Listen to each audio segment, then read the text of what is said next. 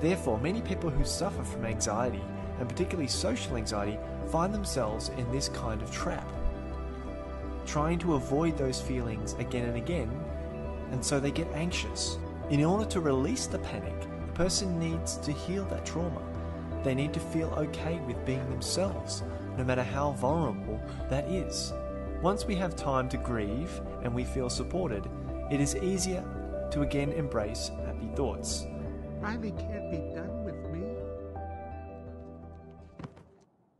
Hey, who's ticklish, huh? Here comes the tickle monster. Hey, Bing Bong, look at this. We can get over feeling sad quite rapidly once we are allowed to gain a resolution to our pain. Never try to hide your feelings when they surface.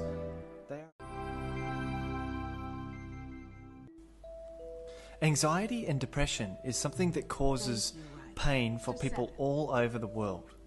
In this scene from Inside Out, we get a very clear example of how people can get stuck, avoiding their emotions, and start to experience things such as intense anxiety or deep depression.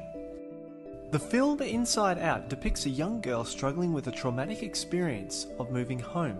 This movie very accurately describes why people get anxious in this world and why we need to be allowed to be upset and uncomfortable, even in public sometimes.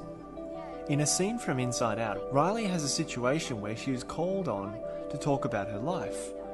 She feels okay remembering her old feelings until she reaches the point where she realizes that her happy life that she knows of is gone.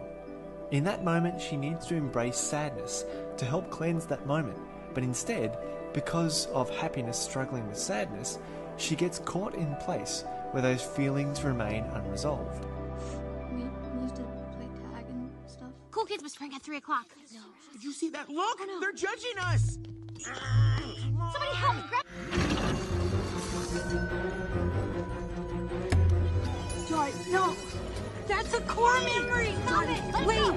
It is never nice to have to cry in public, but sometimes when we experience a traumatic event, we need to get upset, scream, cry, or whatever to reach closure on that situation.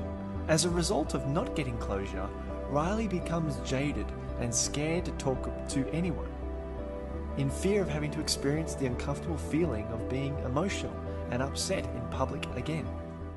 Essential to our well-being to be You experienced. took something that you loved. It's gone. Forever. Sadness. Don't make him feel worse. Sorry. It's all I had left of Riley. I bet you and Riley had great adventures. Oh, they were wonderful. Once we flew back in time. We had breakfast twice that day. Sadness. It sounds amazing. I bet Riley liked it. Oh, she did. We were best friends. Yeah, it's sad.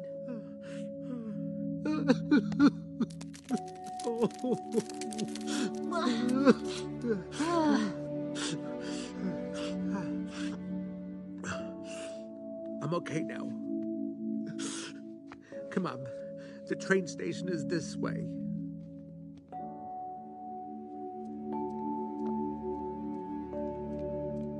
How did you do that? I don't know.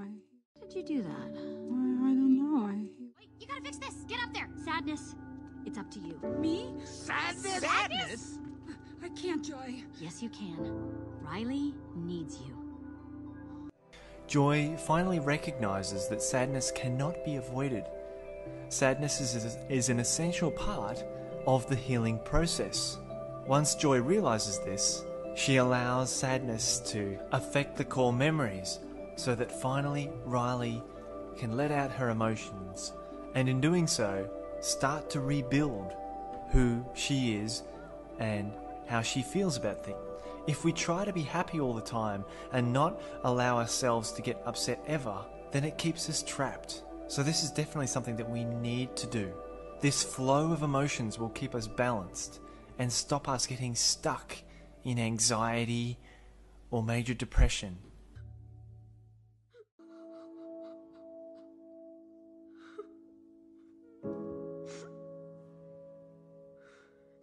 You are a naturally happy and good person to be around. So don't rob yourself of those moments that you need to cleanse your hurts from the past.